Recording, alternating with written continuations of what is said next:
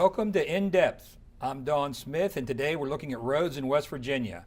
Our guest is Tom Smith, Secretary for the state's Department of Transportation. Welcome, Tom. In 2017, Secretary, the state approved a $2.6 billion Roads to Prosperity plan. Can you give us an update on where we are with that right now? Sure can, Don. And before I start, I'd like to give a shout out to my boss, Coach Justice, Governor Justice. What a remarkable leader he is as far as what he's done for the state of West Virginia and what he continues to do. He was the guy that had the foresight to come up with this transportation program, which is a landmark program, eye-popping $2.6 billion. It's all about transportation, but it's much more than transportation. It's about economic recovery. It's big, $2.6 billion. It's bold, 48,000 jobs. That's the Duke University study that we've talked about that says that's the type of trickle-down impact of job creation. And it's going to happen immediately. It's stuff that can happen. You'll see a lot of work starting in 2018. That starting immediately, I think there were people who, when the bond passed, said, great, we're going to see road work. This is West Virginia, and weather's always been a factor on highway work. So that was just sort of an unrealistic viewpoint for some people, right? I mean, you had to wait. There wasn't the time frame that mattered. Maybe a little bit. However, what we did do is we accelerated a lot of resurfacing from the 2018 and 19 program into the summer of 17. So we had a lot of activity in July and August, but those were easy projects. Those were resurfacing projects. They were spread around the state.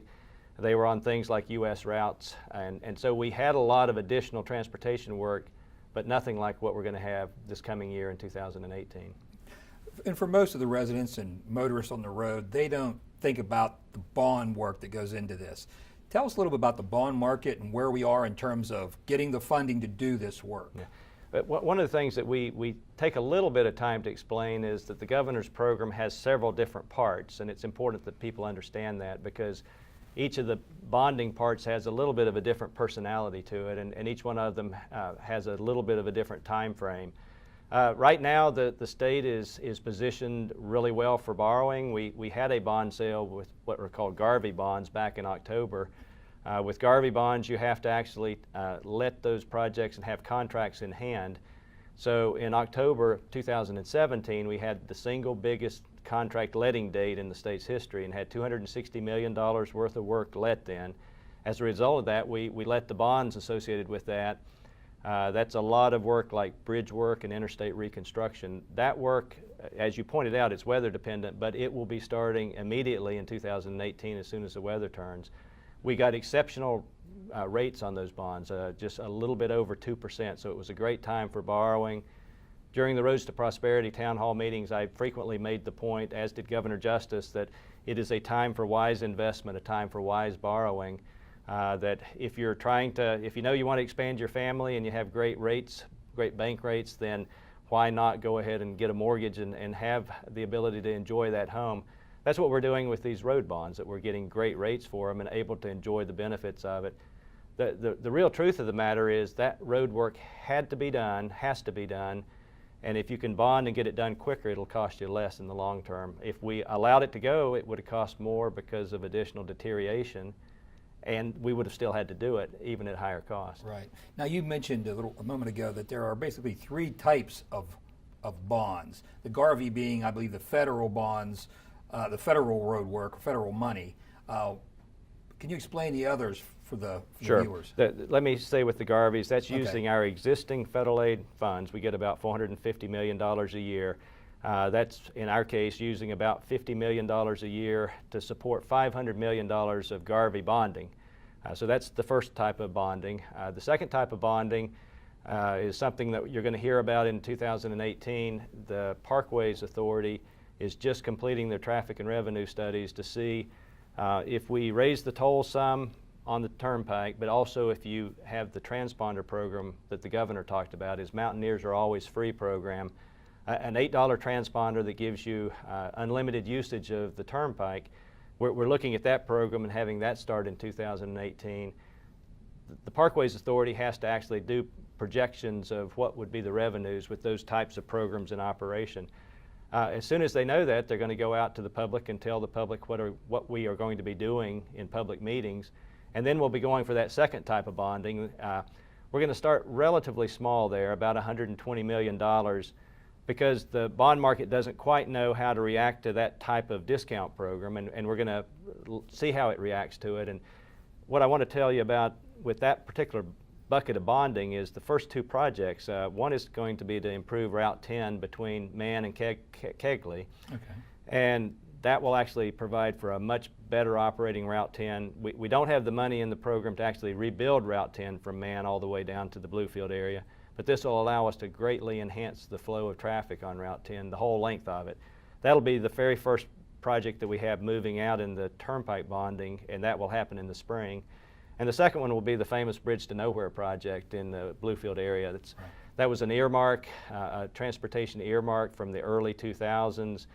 At the time, it was thought that there'd be additional earmarks to fund the ramps leading up to it. That never came to pass, but now with the governor's program, we're going to be able to get that whole section open to traffic from John Nash Boulevard up to Airport Road. I'm sorry, and I wanted to definitely not miss out on the third bucket of bonding, which is the big one, the $1.6 billion.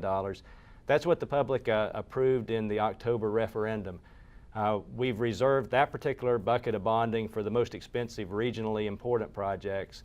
And so those are some really big name items that you'll recognize, things like the 25 bridges up in the Wheeling area on I-70 that are falling apart in front of our eyes. That's like the Nitro St. Albans Bridge here in Charleston. That's a traffic nightmare almost every day, something going wrong out there. But the very first project that you'll actually see being constructed this year out of that bucket will be a turnpike widening project down in Beckley. It'll be to actually widen in the downtown, in the area right there near Harper Road. To provide a full, consistent 6-lane section through there. Those plans have been done for a while. The Turnpike didn't have the money to fund it. They asked us, since it's a regionally important project, regional benefits and expensive, could we put it in the general obligation bond package, and we have. So that'll be the very first one of those. But there's about 10 of those projects, and that'll be $800 million in May that we'll be actually letting in bonds. So clearly with all the three of those different projects, May, June, this summer, there's going to be a lot of work going on. There's going to be a steady drumbeat of projects going out the door, and we're going to keep on pushing it out there. We have ways to monitor the heat of the engine as we let projects to contract, to make sure that we're getting good bids, to make sure our West Virginia contractors are participating. That particular letting that we had back in October of 17 was the single biggest highway letting in the history of the state. Got great bids, and we got great participation from our West Virginia contractors. Well, great. For most of the motorists in West Virginia and the people that have voted for the bond or the people that opposed it, they're not interested in the bonds. They're not maybe interested in your schedule of work. But they do want to know, when will the work start in my area? What's it mean to me? A lot of them care about the jobs. Can I get a job? Can my children get a job? And then they want to know, will the roads, when will they finally be fixed? When will it be done?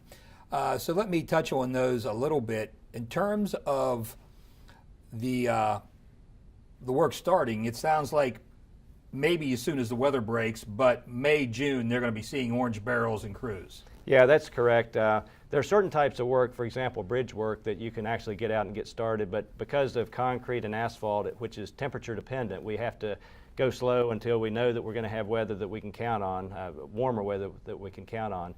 But I would think that you'd see work starting in March. Truly in May, you'll really see it ramping up. Now, we're going to be actually trying to have a campaign of information to get out to the public. There's going to be a lot of interstates being reconstructed next year. In the past 10 years, we've only done 7 miles of total reconstruction. That's more than just the resurfacing that we do. That's where you actually take it back down to the base and build it back from the ground up.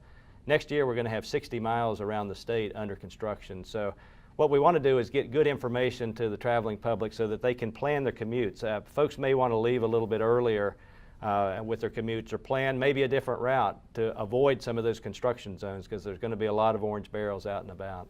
Okay. The other big issue, I think, is the jobs and the hiring, and that's a big thing for West Virginia, and I think that was one of the reasons the voters supported the bond issue. Tell us about the number of people you expect to see hired either through the DOT or the private contractors, when that will start, and how the people around West Virginia can get involved and apply for these jobs. That is a really important question, Don, and I want to go back to Governor Justice and mention again what he was doing with this roads program. It's about roads, but it's about much more than roads. $1 billion of investment in transportation yields 20,000 jobs. Those are direct jobs. That's the people working on the road. That's indirect jobs. That's the engineers designing the roads or actually working in factories, and it's induced jobs. Those are the jobs, people at hotels or restaurants that are supporting the construction industry. So, you know, this is about thousands and thousands of jobs. Now, the question's really important because we want people to have a chance to jump in here. We want West Virginians to jump in here. The governor Absolutely. always said that we want to hire West Virginians first. So the first thing I'll say is February 16th, starting at 10 a.m. at the Bridge Valley Community and Technical Center, there's going to be a big job fair. We really want to get the word out on that. It's going to be where we and Contractors Association of West Virginia are really trying to make positions available for folks to work with contractors. So the Highway Department's supporting that, but CAWV will be having its contracting members there trying to hire people, trying to get ready for that work in the spring. We really couldn't do this too early because if people were looking for work, to hire them last October wouldn't have Right. made sense. But February now we're going to be cranking that up in a big way. The other thing we're doing at the Highway Department is we've been living on a starvation diet when it comes to our employees for the last decade. And we're 500 under the quota that we have just to deliver our program.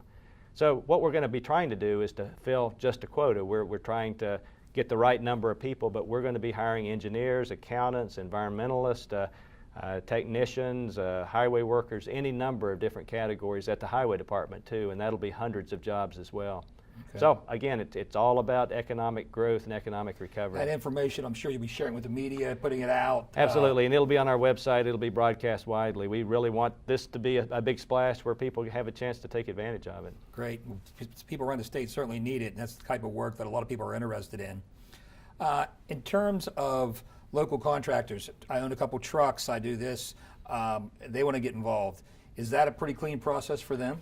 Well, if you're small, you probably would be best to talk to some other larger contractors to see if they can somehow pull you in and use you that way. Otherwise, though, if you're in business already and qualified to do highway work, we would encourage you to start getting ready to bid because there's going to be a lot of work out there. We will have these major projects I've talked about. The Nitro St. Albans Bridge is estimated at $170 million. But we've got parts of the governor's program that I think is really, really neat. The dollars that the legislature gave us to eventually pay the debt service on that $1.6 billion, we won't need that for debt service for 2 years. So what we've committed to doing is a lot of the smaller backcountry roads off the federal aid system that we never get to. And so those projects may be $200,000, $300,000 doing some really needed pipe work. It may be resurfacing. Okay. And so there's going to be lots of opportunities for smaller contractors doing that type of work as well. And that will be how we will win the hearts and minds of the citizens of West Virginia, where they see that you guys are really getting to work that we didn't see done for the last 20 years, and now you're finally getting to it. Great. So you're going to see work on the interstate, on the U.S. route, on city routes, and on these backcountry roads. So the governor's program gets to all of those. Great. Tourism Commissioner Chelsea Ruby was on last week, and she talked about the quality of the roads and improving the roads being a major factor in improving tourism. And I know that other segments of the economy, people are saying the same thing. We need roads to make this happen. Are you feeling pressure, and how are you responding to that? Well, what I would say to that, Don, is of course we're feeling pressure. This is a big program, but we'll say to that pressure, bring it on. We're ready to embrace the role that transportation plays in our economy. So it's a good sort of pressure. I will also say that one of the remarkable things that Governor Justice has done is I think some of the cabinet secretaries that I didn't know before but I know well now are just remarkable choices. And we are interacting across boundaries that folks just didn't talk that much before. So for example, with Commissioner Ruby and Woody Thrasher, her boss, we recognize transportation has to support commerce. And when these jobs come from China that Secretary Thrasher's been working on, we have to have transportation facilities that will support that. Likewise, as Commissioner Ruby says, we recognize that tourism relies on roads to get there. A great example that we've been working on with Commissioner Ruby lately, I think it's a really neat example, is that in North Carolina and Tennessee, they have some routes that have been designated as motorcyclist routes. Okay. Bring a lot of folks in. Folks may have heard of the Dragon Tail down in that area of the country. We are identifying routes in West Virginia that could serve a similar function, that we could get motorcycle groups that would come and enjoy riding those routes, enjoy our West Virginia hospitality, our West Virginia hotels, our West Virginia restaurants. Well, we certainly have a beautiful part of the state, and I'm not a motorcycle rider, but I'm sure that if you take those trips, you want to have a good quality road to ride on. You don't want to be fighting the highway and the potholes. So that makes Right. I think you want a good quality road. You don't want gravel on it. So we have special care that we would take of those roads, and you want a nice place to stay and a nice place to eat after a tiring day on the road. Okay.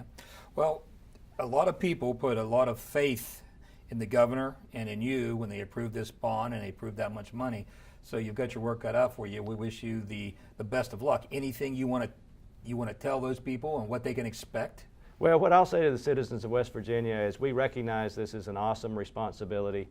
We are here to do it right. We're here to build those roads in a way that support our economy, but we're here to do it in a straightforward way that takes care of all the things we need to take care of and to do it the right way and the responsible way. So we're looking forward to the challenge, Don. Secretary, thank you for your time. In our next segment, Betsy DeBoer looks at tourism in the Eastern Panhandle.